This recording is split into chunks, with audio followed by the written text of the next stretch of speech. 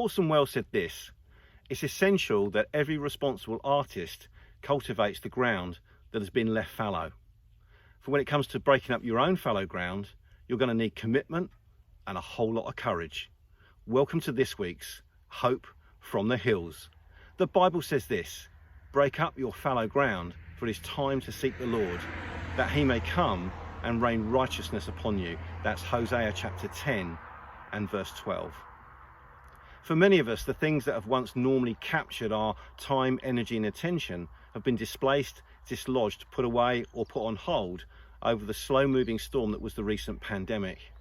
Now we find ourselves once again restarting interrupted lives and seasons, measuring our time and effectiveness by busyness and activities, and our value by accomplishments and scales of productivity.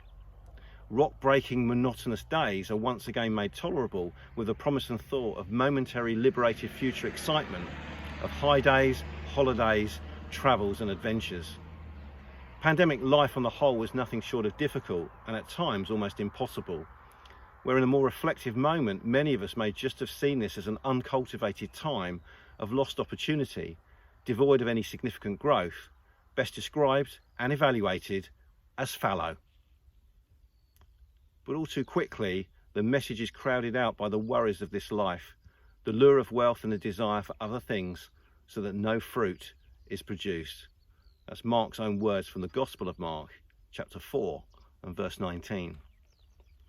For the untrained or the uninitiated eye, ground left fallow looks and could be regarded as wasted and pointless. The fallow ground is, to all intents and purposes, unusable, unploughed and uncultivated. It yields no fruit, it remains unfulfilled in terms of its potential, and is unproductive, unattractive, unsafe and unhealthy. Ground that is simply left to rest and whilst it could be producing. Ground that lies unused, misspent and squandered. However, to the understanding and the initiated, matters that relate to the so-called fallow are often done with thought, intentionality and for the good, where the fallow ground is purposefully allowed to rest and regenerate. Biology then is rebalanced and destructive cycles are disrupted. All because fallow ground produces a greater harvest when it becomes replanted. In short, what we may appear to be in our own lives fallow ground could well be about to regenerate into hallowed ground under the all-sufficient power and love of a God who is so very, very good. For the Lord is good, his loving kindness is everlasting, and his faithfulness to all generations. That's the truth of Psalm 100 and verse 5. When you take a step back and look into a fallow season with the eyes of faith, then any given season is not one of waste, but is gloriously transformed as a purposeful rest and an opportunity to break disruptive patterns and cycles, and a clearly demarked window to nourish the soil of your life that in turn will release a possible greater future yield. Trials and tribulations and the issues of this life are not in themselves necessarily bad things.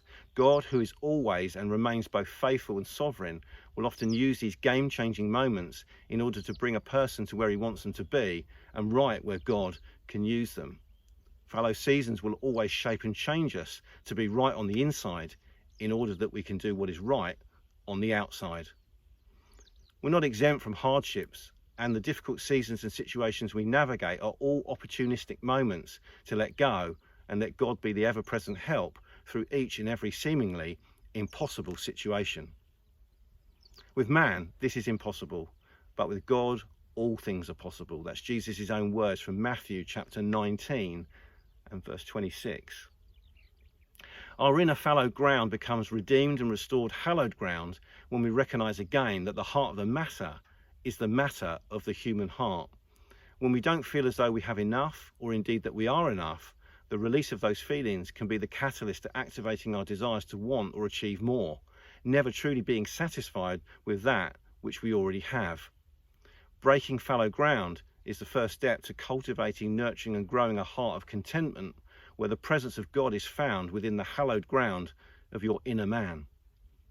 So, embrace and develop an attitude of gratitude, making that active choice to focus on that which you have rather than making an issue of that which you don't. Remember, comparison is the thief of joy, And when you become tunnel vision focused on what someone else has or is doing, you simply start to desire things that you don't even want. And ask God for his perspective on your circumstances, because so often we become emotionally inward looking about the things God already has a solution for. And finally, pray. Prayer should never be a last resort, always a first response. Coming to the all-seeing, all-knowing, all-powerful God with our cares, concerns and burdens never fails to release the peace that is always a byproduct of stopping, turning our affections to him and spending time with the one who can make a way from the fallowed to the hallowed where there seems to be no way. I'll see you next time.